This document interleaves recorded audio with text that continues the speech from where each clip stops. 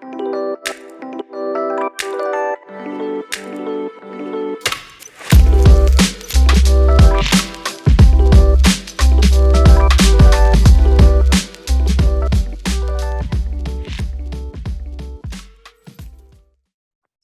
everybody, and welcome to episode 14 of Keeping Up with Modern Classroom.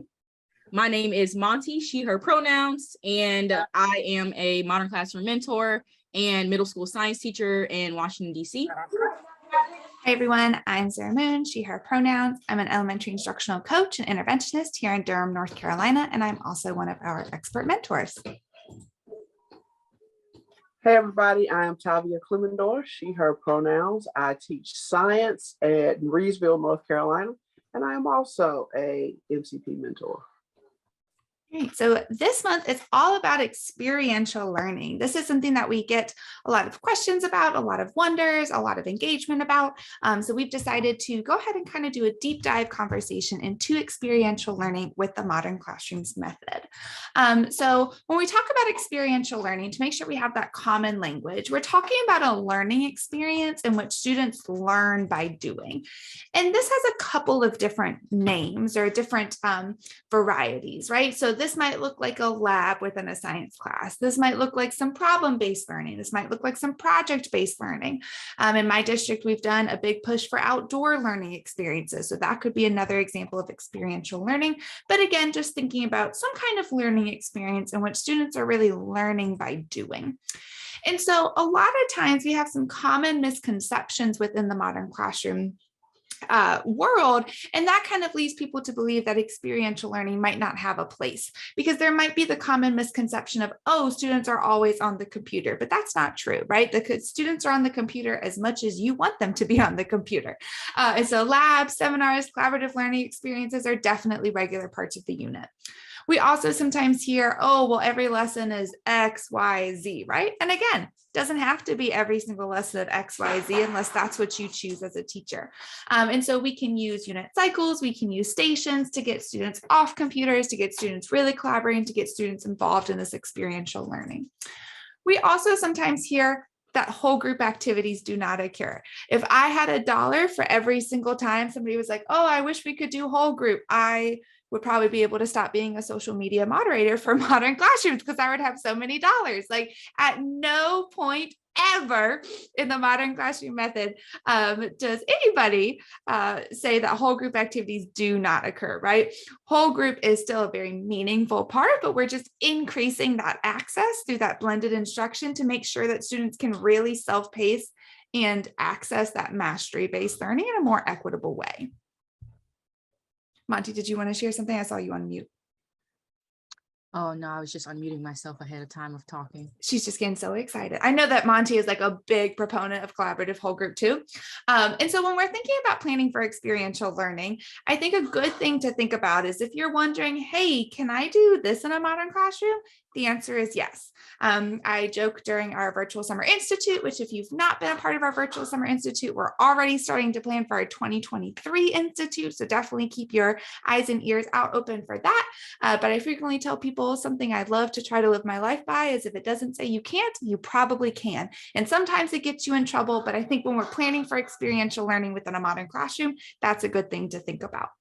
And so when we're thinking about how we're incorporating it, we really want to make sure that we're leveraging the 3 core tenets to make sure all students are ready for that experience, right? And that can be really powerful. I can make sure that students have all the prior knowledge that they need, both through the blended instruction and self-paced and mastery-based grading, so that way when we get to an experiential learning experience, they're really equipped to be successful with it and get the most out of it.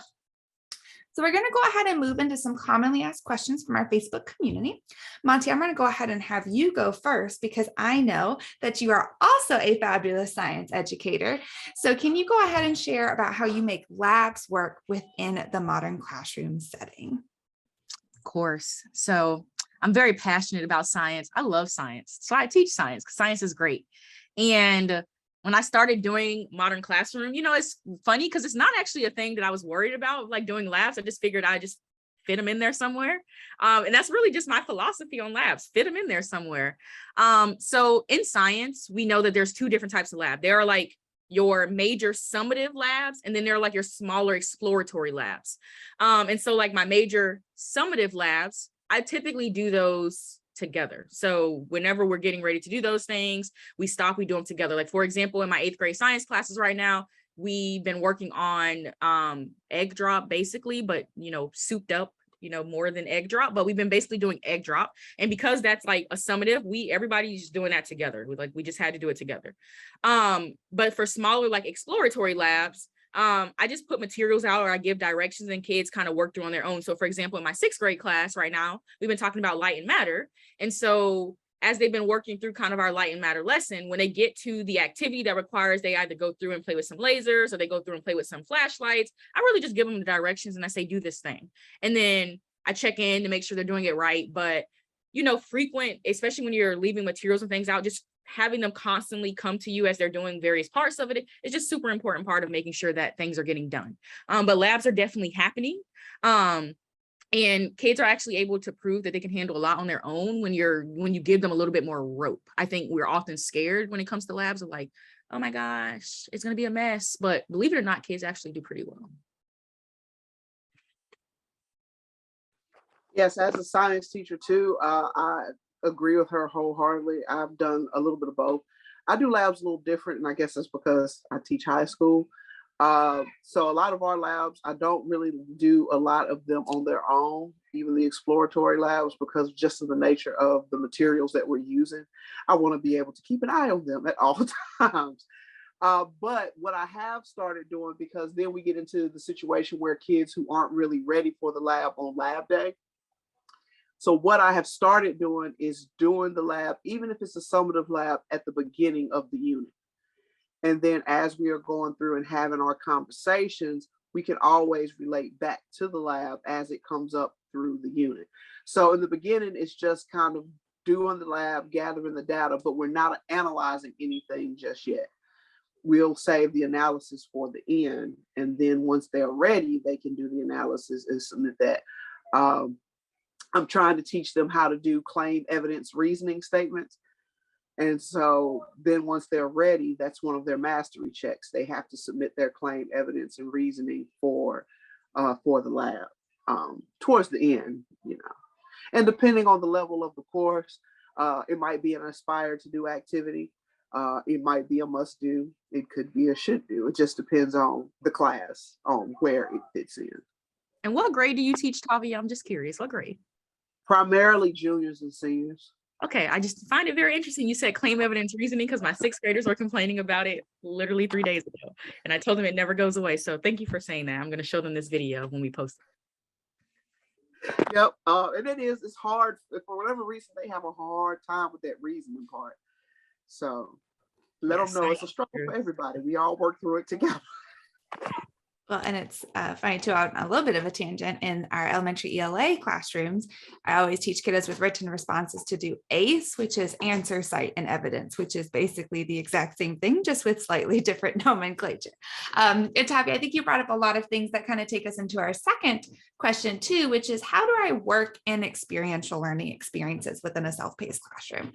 So to kind of build off of what Tavia said, that timing is key, right? And really making sure that we're thinking about how can we make this learning experience as successful as possible, right? So within the elementary room, most of my experiential learning experiences are either outdoor learning, which we connect to our science, so kind of a type of lab, right? Just more with an outdoor learning kind of twist, or more of like project-based learning. And what I found with project-based learning is being really intentional with my backwards planning to make sure that if I'm doing a project-based learning experience, whether that be at the beginning or in the middle, wherever it happens to be within the unit, that my kiddos are as set up as possible for it, right? Tavia, you mentioned the must do, should do, and aspire to do, which we have a great episode, friends. I believe it's episode 8, if I remember correctly, all about lesson classification. So definitely check out that episode of Keeping Up with Modern Classrooms if you want to dive in deeper with that. But I think also being intentional with our must do's, right? So thinking with these must do's, not only what are the must do things that kiddos need to go ahead and access that learning to be successful with that standard or that overall concept, but also what must they do to be successful with the project based or the experiential learning. And I know I could definitely say for myself that, again, experiential learning experiences went so much better for me within a modern classroom because kiddos were really prepared with it. And also, I think their confidence level went up too, right? We did this big they had to plan their own apartment. It connected to perimeter and area and money, et cetera, et cetera. And I've done it over and over. I don't even know how many times I've done it. And always in the past, prior to modern classrooms, kiddos would be like, I can't do this. Oh no. And I'd be like, yes, baby. Yes, you can. Yes, we've done this before. Come on, we can do this. Yes, we can. Let me explain the directions 100th time, right? Versus in modern classrooms, I'd be like, hey, you remember you mastered lesson 3 and 4. This is what this is. I'd be like, oh, okay. Hey, I'm not going to repeat it. Go watch the direction video again. So that way I don't have to repeat myself 100th time. So again, I think we can really utilize those tenets to really make it more successful. Monte and Tavia, do you want to add anything about how you kind of work it in within that self-pacing? So for me, and I've said this a lot, but I self-pace my kids by lesson. And so, when I know that I have these like experiential learning, activities built in, I make sure to put them, either at the start of a lesson or, at the end of a lesson where pretty much everybody is going to be there at the same time anyway. And part of the reason why I do that is just to make sure that, a lot of times those experiential activities, they are collaborative, it does require some discussion. And so by self-pacing by lesson, I'm really managing like where we are kind of in our unit so that we are kind of arriving at things almost at the same time. And that's really how I build them into my class. I kind of do the same thing. When I'm building them in, I build them in at a point where they should have enough to get to that point to do it. I also have done situations where it's different levels of the lab, depending on where you are in a unit. And it just depends on the unit. So the people who are the students who are who've done like the bare minimum, they'll get this much of the lab. And they'll be grouped together. And then the step up, and those are the ones that I'll probably spend the most time with, is the ones who have the most basic. And then there's a step up from that for those who are on pace. And then there's a step even beyond that for those who are ahead of pace. So I've done it a lot of different ways. Now that one is a lot more stressful because it's a lot more work and you have to remember who's doing what and all of that. But it is interesting because then some of the kids who aren't doing what the ahead of pace students are doing are motivated because they're like, "Ooh, if I do what I'm supposed to do, then I'll get to participate, and now I'll get to make like they made the silly putty was an extension to their lab one day. They got to make silly putty at the end, but you had to be at a certain point. You couldn't do it if you didn't know about reactions and polymers and such, if you didn't do that lesson yet. So once they see some of the cool stuff other kids are doing, they get a little more motivated. Yeah, Tavia, I think you bring up a really great point too, of like, one of the big things that we get in the Facebook group is about motivation. And I know this video is not about motivation, but I think you bring up a really great point of like motivating kids. That's a very simple, low-hanging fruit way to like motivate kids to do some of those aspire to do activities. If we're really wanting kids to like do all of the work, we attach things and stipulations to the fun stuff. Like, for example, I'm not gonna lie, I bribe my kids. I really do. I bribe them. It's fine. They love. I give them these tickets. It's like I got a money system going on. They get tickets, they turn them in for stuff like money. And I add ticket values to my aspire to do activities. You get this many tickets if you do this activity, but they know the rule is you have to do all the must do, you have to do all the should do before you can even attempt the aspire to do. And this is the first year I've done this. So if you're judging me real hard right now, because you're like, oh my gosh, she's bribing children. It's the first year I've done this. But I will say that all of the kids are working because they want the tickets. And like I give tickets out other ways anyway, but they're like, I get extra tickets. That means I could buy more candy from you. And that's like a very low stakes way to like motivate kids. Now, if you're against bribing kids, Tavia's way is also really important. She's not necessarily bribing. You get to make silly putty. She's not bribing them with anything. Hey, you get to learn more stuff and make silly putty, which we know is fun. But I think adding some sort of like flair to your Aspire to do's, whether they're fun or, you know, you're like me and you bribe them, either way it gets done. So, you know, motivation. Well, and I think that kind of brings us as well to like our last question, which is what happens if a student misses an experiential learning experience? And I think not only doing experiential learning or having your Aspire to do's, having some kind of motivator can be very motivating, but having just experiential learning experiences in general can be really motivating, right? And so for our students that might be able to have a little bit more control over their attendance, right? You know, the kiddo that maybe they wake up tired, right? And they say, Mom, I want to stay home. And then mama or their caregiver, auntie, whoever lets them stay home. They know they're going to have an experiential learning experience, right? They might be more motivated to it, right? And I think that can also be motivating, like you were kind of saying, Monte, to do the must do's and should do's, right? Like, hey, the reason that we're doing lessons 1 through 6 is because we're going to do this really cool learning experience after. So that's why Ms. Moon is telling you that you need to be on pace and you need to go ahead and do it, right? And I think in terms of, you know, whether they miss it, for me personally, it really depends on the type of experience. If it's a lab that I can go ahead and have ready, then they can just do it when they get back, right? Because of course, learners do not always have everything under their control, right? Sometimes they have to be out, maybe they're sick, maybe a caregiver wasn't able to provide transportation, right? There's all sorts of things. But then also sometimes there's experiential learning experiences that they might have to miss part of it. And when I say by that, like I love to do escape rooms or classroom, when you like change it into something, you know, and now you can go on Pinterest and see like super cool stuff. I do like, oh, we're changing into a haunted house and I hang up like 3 spider webs, but elementary kids still really go crazy for that. Still really enjoy it. But, you know, we might still be able to do the activity, but it might not have, you know, the same flair. But I also think trying as best as we can to make sure that those experiential learning experiences are, again, accessible to all of our students, right? Which is such a core tenet of modern classrooms, right? At the core of it, I really think that modern classrooms is about increasing access. I think as much as we can make sure that they're still available, we should. Yeah. And I think too, like finding alternatives. So, you know, if it's like a big summative that you're doing and it's like experiential and it's hands-on and like, you know, you had a kid miss, like, for example, like with the egg drop, and I had a kid miss like every single time we went out to drop and collect data, he was not there. But we were able to find like a virtual simulation of the same thing where like, no, you didn't get to go outside and like drop and see the egg crack, but you can still put in some parameters and do the activity. So I think really working when we're building these things to like find alternatives or figuring out how we can, you know, offer some sort of self-paced alternative where they're still getting the experience. It just might not be like going outside and like doing the thing, but him being able to sit on the simulation and plug in his data, like he still got it and he still enjoyed it. So I think for me, I also try to find alternatives for like any of the activities that I'm doing, so they can still see it, whether it's a video that I find on YouTube of the same thing being done, or a simulation, or, you know, even working to just have that kid come see me at some other time to get it done. You know, I like to do that to give them that experience.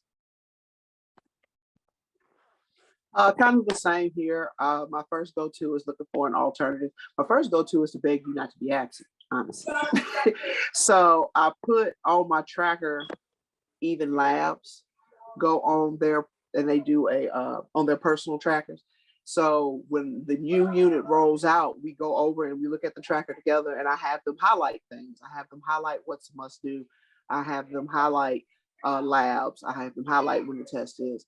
And I say, look, you see when the date is for that lab, that's the day you don't need to be absent. So tell your friend that sit next to you that's absent all the time, but I see them first and second period, but they don't make it to fourth. Tell them in first and second you got a lab this day, they need to come to class. Because let's be real, even though we can find the coolest alternative in the world, it's nothing like doing it yourself. And so that's an intrinsic motivator for them. Man, she will make me do something on the computer if I don't come. Or worse, tell a high schooler they have to stay after school for something. Yeah. So I do a lot of what Monte was saying. I try to come up with an alternative first after I beg with and plead with you all the way up until the day before to not be absent that particular day. Well, and I think that just goes back to how we've said so many times about, really bringing your students into the experience.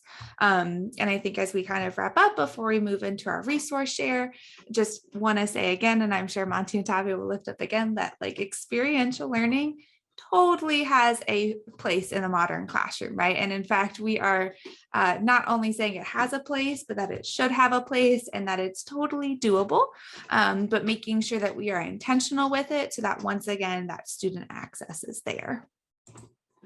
Yeah, and this has been such a fabulous conversation.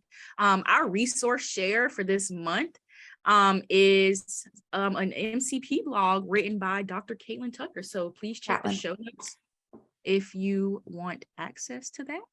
And we will see you next month to talk about making it stick, retrieval and review strategies. Which will be just in time for some of us that are reviewing for those mid-year exams, EOCs, EOGs, whatever that is. So we look forward to talking about that then.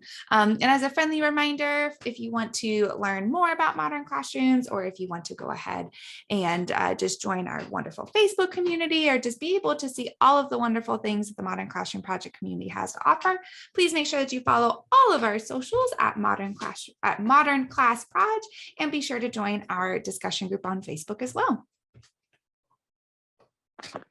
And don't forget to join us on Twitter on the first Wednesday of every month at 7 p.m. Jump right in on the conversation where we talk about all things non-modern classroom and modern classroom alike. Is open for educators, no matter whether you're part of the MCP program or not. It's a great conversation. Join us first Wednesday on Twitter at Modern Class Proj. All right, have a wonderful rest of your month, and we look forward to seeing y'all in November 2022. Peace.